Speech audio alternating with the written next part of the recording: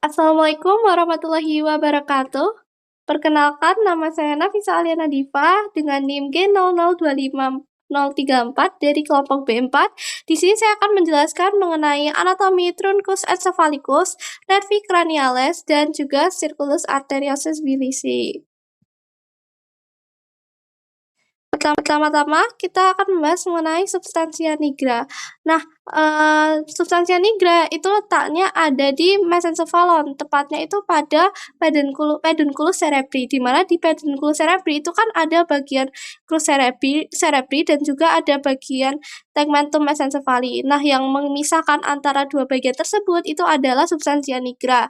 Nah, di mana dia itu di situ tuh tempat dihasilkannya dopamin, di mana kalau misalnya ya kekurangan dopamin, maka itu akan terjadi penyakit yang namanya Parkinson. Oke, selanjutnya kita akan membahas ganglia basalis. Nah, ganglia basalis itu apa sih? Ganglia basalis itu dia adalah substansia grisea yang terletak di central hemispherium cerebri. Nah, dia itu ada pertama nucleus caudatus, di mana dia punya bagian yaitu caput nucleus caudatus dan juga cauda nucleus caudatus.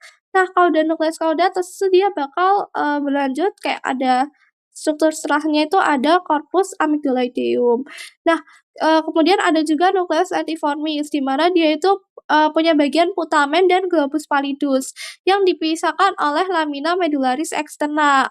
Selanjutnya ada corpus amygdaloideum, di mana dia itu berhubungan dengan sistem limbik, kemudian jadi berhubungan dengan emosi gitu-gitulah.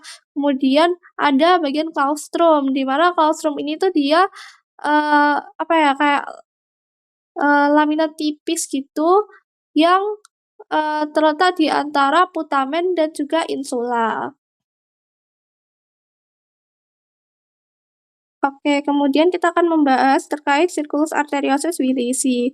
Nah, ya circulus arteriosus bilisi itu dia adalah yang memvaskularisasi dari otak kita. Nah, dia itu pertama jadi itu dari arteri carotis interna dan juga arteri vertebralis.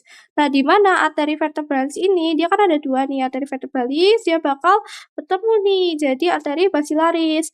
Nah, kemudian dari arteri basilaris dia itu ada yang ada yang bercabang gitu jadi arteri cerebri posterior. Kemudian berlanjut terus itu ada yang dari arteri carotis interna itu bakal jadi arteri cerebri media. Nah, antara arteri cerebri media sama arteri cerebri posterior itu dihubungkan sama yang namanya arteri communicans posterior.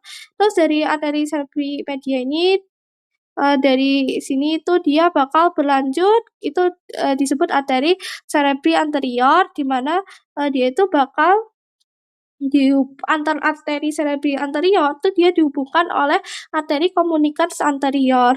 Nah, kalau bagian yang divaskularisasinya itu di mana? Kalau yang arteri cerebri posterior tuh ya tentu aja di bagian posteriornya. Kemudian kalau misalnya arteri cerebri media itu yang di lateral gini, di sini itu arteri cerebri media. Kalau yang arteri cerebri anterior itu lebih ke yang di medial dari hemisferiumnya gitu. Jadi kalau saya di itu di ini dibelah itu yang sebelah sini-sini di medialnya ini dia itu divaskularisasi oleh arteri cerebri yang anterior. Itu. Oke, selanjutnya kita akan membahas mengenai truncus cerebri, di mana itu dia terdiri dari mesencephalon, pons, dan juga medulla oblongata. Nah, di mesencephalon dia itu ada struktur namanya pedunculus cerebri, di mana dia punya bagian crus cerebri dan juga tegmentum mesencephali yang dipisahkannya oleh substansia nigra. Nah, substansia nigra ini itu dia mengandung pigmen melanin, dan dia itu punya dua bagian yaitu pars compacta dan juga pars reticularis. Nah, di pars compacta itu tuh menghasilkan dopamin, seperti yang udah dijelaskan di yang awal tadi. Nah, kemudian di bagian tegmentum mesencephali itu dia punya yang namanya nucleus ruber. Nah, kemudian ada bagian aqueductus mesencephali, di mana dia itu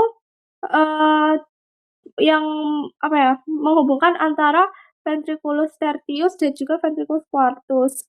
Kemudian ada fossa interpeduncularis, di mana struktur ini itu ditembus oleh arteria centralis posteromedialis membentuk substantia perforata posteriora, di mana dia tuh juga dilewati oleh nervus 3 atau nervus oculomotorius, membentuk suatu alur yang disebut sulcus nervi oculomotorii. Kemudian ada rectum mesencephaly, itu tuh dia yang akan membentuk colliculus superior dan juga colliculus inferior. Nah, kemudian ini dia tuh ada struktur-struktur lain, yaitu pertama ada colliculus superior dan juga colliculus inferior. Kemudian lengannya dari si colliculus itu ada brachium colliculi superior, ada brachium colliculi inferior.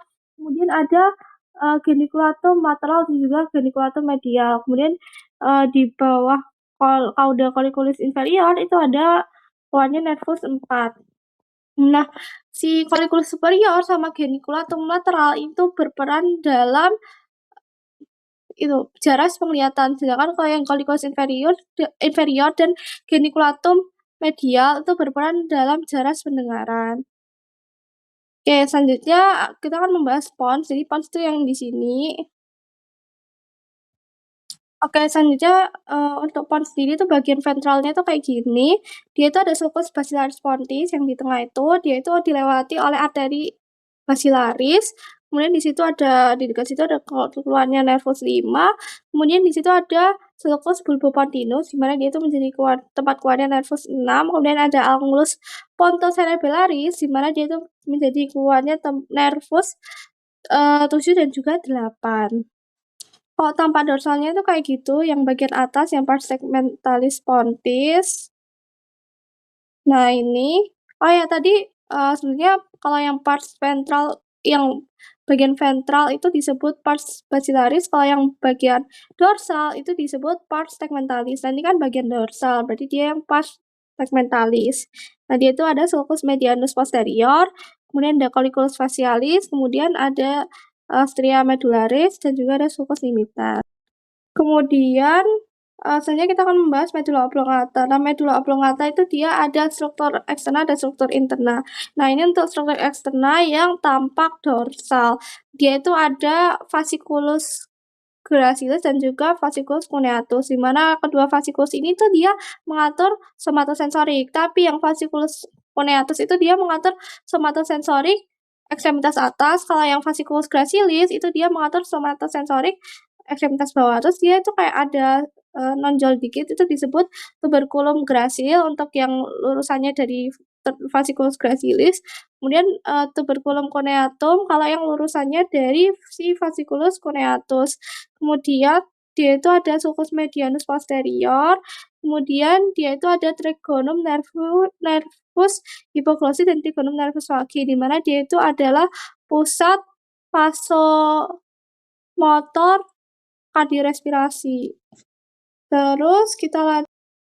Kemudian yang bagian kiri ini tuh dia adalah medulla oblongata tampak ventral, jadi dia itu masih yang aspek eksterna. Ada sulcus ventrolateral, di mana dia itu terdapat nucleus nervus vagus, kemudian ada viscera mediana anterior, kemudian ada decussatio pyramidum, di mana decussatio pyramidum itu dia tempat apa ya, itu kayak memisahnya si tractus corticospinalis dan yang si corticospinalis yang tractus corticospinalis yang lateral itu kan dia akan menyilang. Nah, menyilangnya itu kan dia di decussatio pyramidum ini. Kemudian ada oliva. Oliva itu dia adalah penonjolan dari pendesakan nucleus olivarius yang inferior. Kemudian ada piramis. Piramis itu dia adalah penonjolan dari pendesakan tractus piramis atau tractus corticospinalis. Kemudian yang kanan ini dia adalah aspek internanya. Dia itu ada kompleks nuklear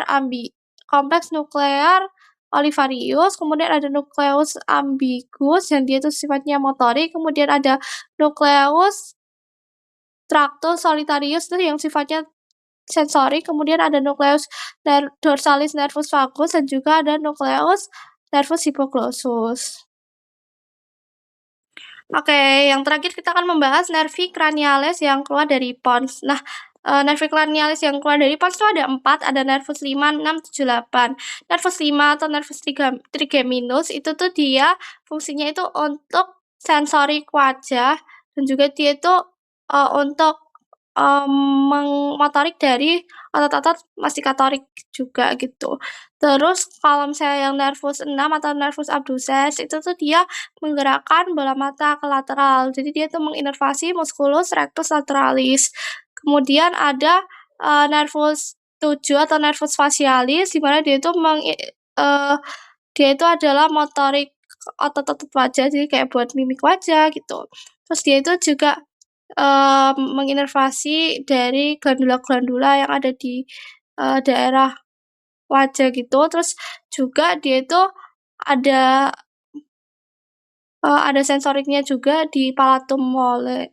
Kemudian kalau yang nervus 8 itu nervus vestibulocochlearis, dia itu fungsinya untuk pendengaran dan juga keseimbangan. Jadi dia itu full sensorik gitu di daerah ya pendengaran dan untuk keseimbangan gitu.